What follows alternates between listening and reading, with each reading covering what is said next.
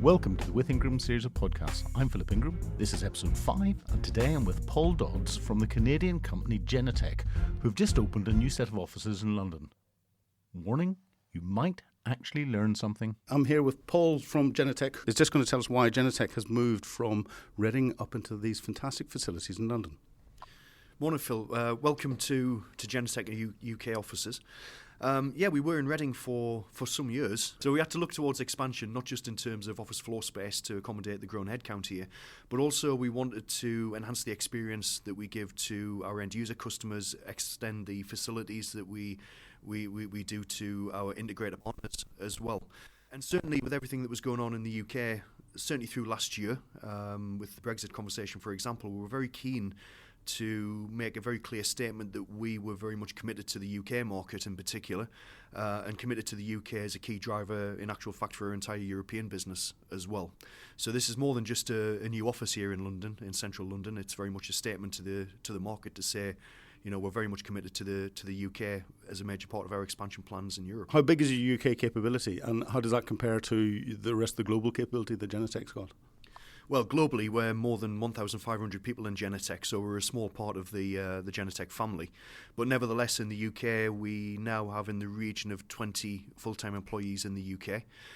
But that's not to forget that a lot of our extended services, support services, customer engagement does actually still reside out of the Paris office.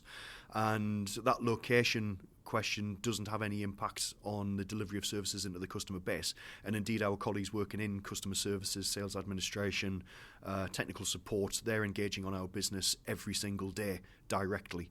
So the overall UK team is far wider than purely the 20 people who actually reside in the UK territory. But we are growing as well. So in terms of the R&D function, where we're constantly looking for heads, it seems. The sales function, we have new starters even actually in March. Technical resource was significantly expanded last year. So the expansion continues for us in the UK. So I think we'll be having this conversation once again, maybe in a few months, with quite an expansion on the headcount even in the UK.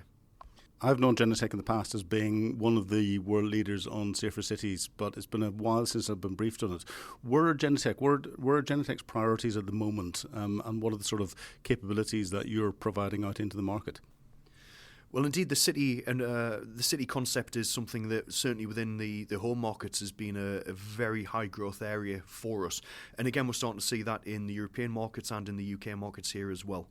So our engagement into local city infrastructure projects, into city security, but more so looking towards not just the safer city, but the connected city. And indeed, one might suggest that the connected city does become a safer city by default. We are looking towards expansion of portfolio beyond fundamental security applications into data management.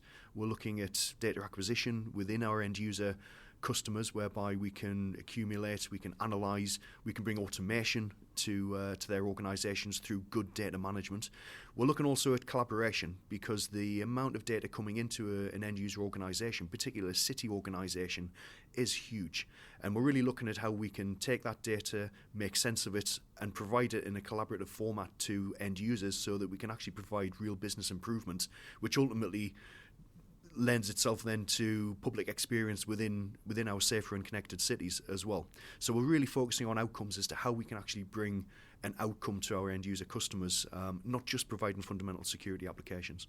So with increasing complexity of the different systems that there are out there, how are you helping wider security staffs make greater sense of the huge number of feeds that they're getting in and the complexities of the security picture that's been presented to them?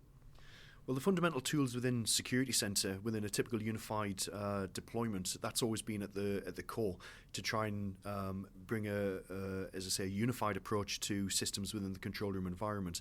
But we're now looking to take that a stage further in terms of trying to ingest and anticipate, again, data inputs, events coming into those control room environments.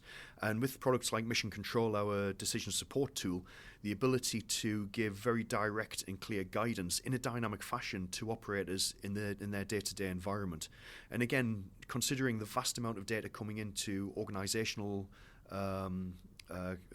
control room environments, the ability to automate where we can, but also where we do have to have the human input to give decision support, which can be very, very flexible.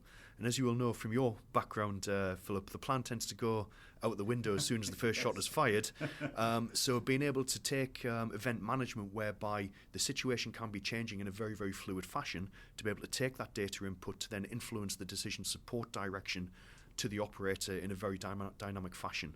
And it's this kind of enhanced intelligence that we bring to the control room. That's where we create real value and real value adds to customer operations. Yes, designing in flexibility and the ability to deal with the unknown. And the unknown is something that is critical to everything that we do, I think. Absolutely. And as I say, the ability to try and change that standard operating procedure into a more dynamic standard operating procedure depending on what happens next, because no standard operating procedure can take account of changes to the plan. That's what we try to do with mission control in terms of addressing or ingesting data in real time to then influence the next step in the standard operating procedure, to then influence the next stage of action by the operator, and also bringing as much automation as we can to make his management of events a lot slicker, to bring audit trail post-event so that we can start looking at trend information, not necessarily with single events, which in itself is very beneficial to try and identify bottleneck in procedure. But when we can identify event flow over long periods of time to identify real trend, and where we can then, again, bring decision-making capability into organisations to improve their business flows and improve their day-to-day operations. One other thing that has struck me as we go through all the technical side of things, the technical requirement for the security industry is growing enormously. We keep hearing of shortages in people with the right sort of technical skills. Are you seeing that out in the industry? How do we deal with it? I think with any industry, there is always a clamour for the best people out there. We're very fortunate at Genetec that we work with, without doubt, some of the best integrators within our marketplace. And again, within Genetec, we attract some of the very, very best talent. Within the UK, not only from a commercial and technical sales perspective, but now also recruiting heavily in the R&D streams with our own R&D facility here in the UK offices. So we are looking constantly to try and find the next generation of the very best talent out there. Again, when we talked earlier on about professionalisation of our industry and bringing more talent that we can develop into the industry, we have some responsibility to do that. We have many programs within Genetec globally whereby we do work with young talent and we try to bring them on for long-term career paths within our organisation. So we are very, very committed to a myriad of programs within the university sector, but also within our internship programs where we can try and find that talent and nurture it. It's not just for Genetec's best interest, but for the interests of the industry that we work in. So do you see Genetec as a hardware manufacturer or a software house? Without doubt, we are a software manufacturer. We have certain hardware components within the portfolio. We do provide appliance technologies to support the software installations that we put out there into the market. But first and foremost, we're an engineering company. First and foremost, we are a software house. And we like to think, or we know, that we're an innovative provider of clever technology to provide real outcomes to our end users.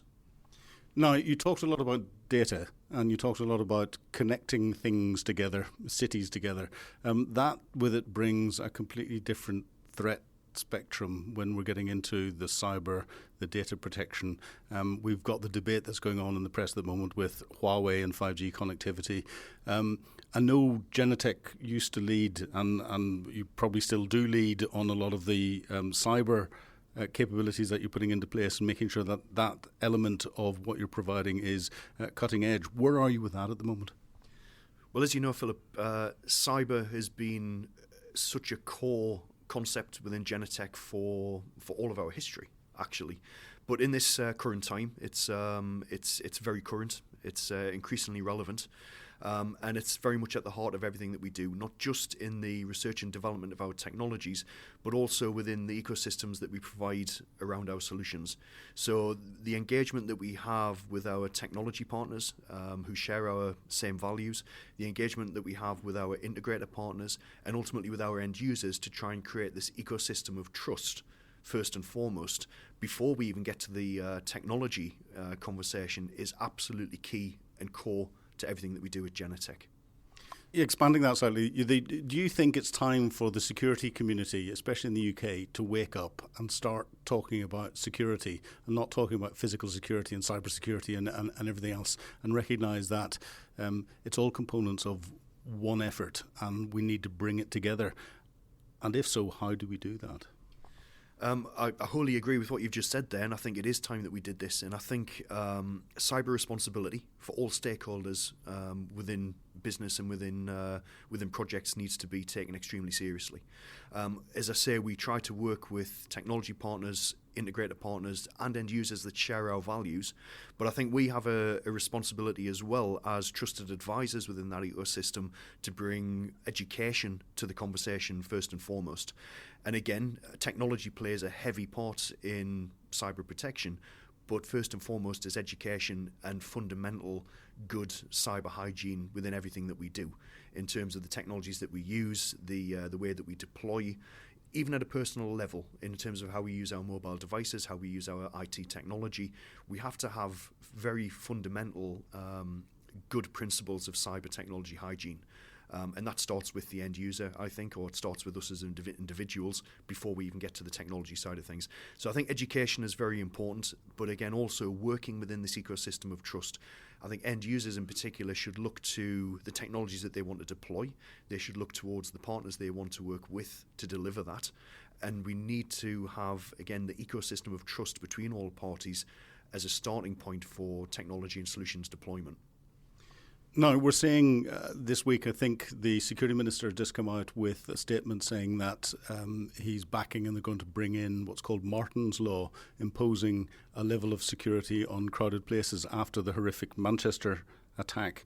And the lady that's been pushing it is a lady called Fegan Murray, whose son, Martin Hayat, unfortunately got killed in that attack. But this is government policy for the first time, I think, properly legislating into the security arena. Do you think that we need a top-down approach from the wider cyber and data protection outside what we've got with GDPR to try and bring some form of mandated cyber certifications, minimum standard of cyber security that'll come in so that we can properly integrate all this from a policy perspective? Indeed, it does need to be a top-down approach, without doubt. Legislative engagement is an interesting conversation. We don't want to restrict creativity. We don't want to restrict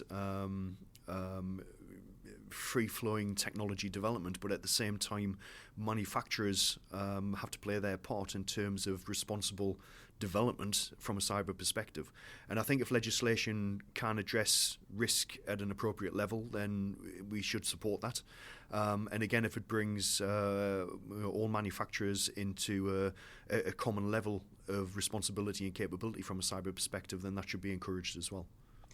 But you're a North American company with a global reach and dipping into Europe. How much do you think the differential ways that data and personal data is handled across the globe is going to make that virtually impossible? Or do you think we in the UK should put our flag in the sand and start to then try and influence everyone from a position of strength?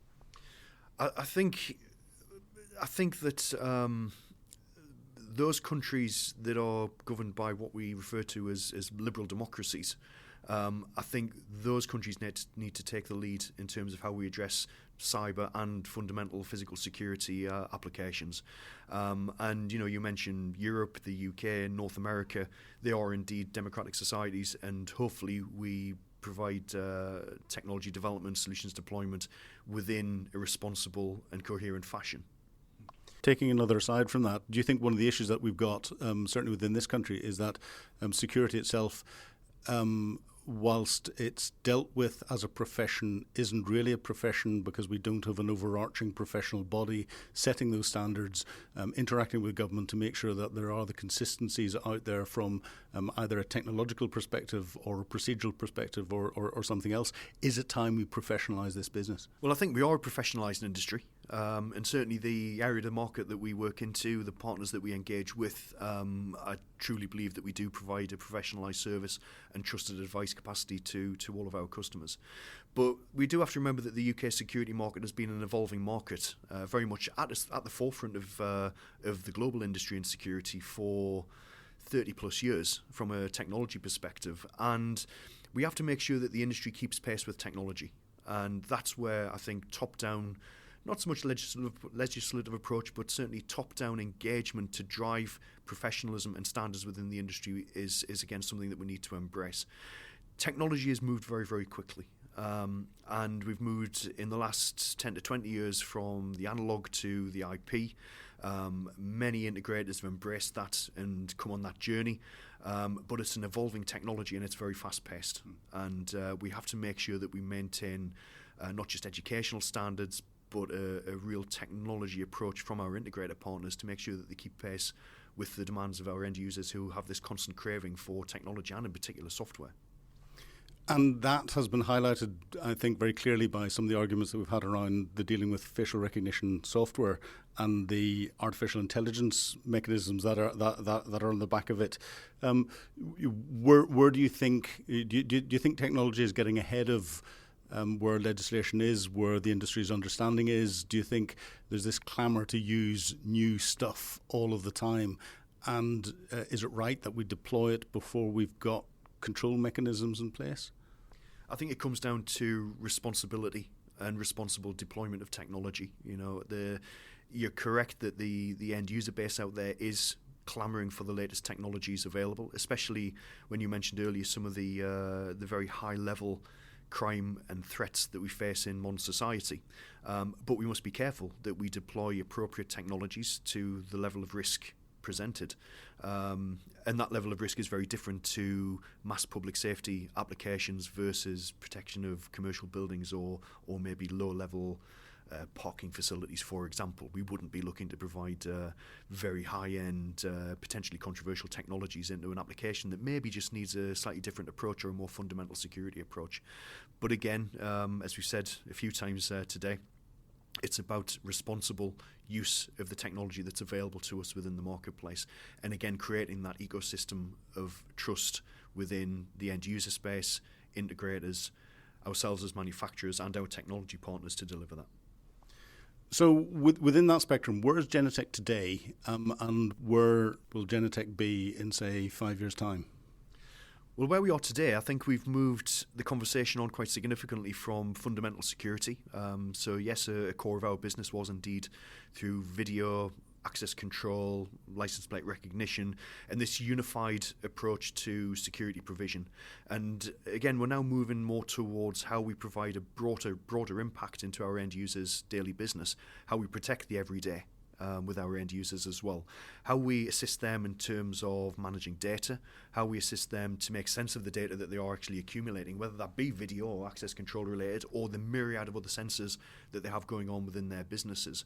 And through that, we want to bring business improvements and real value to end users. And suddenly the conversation goes far beyond that of just video access and unified security solutions into more business improvement areas as well.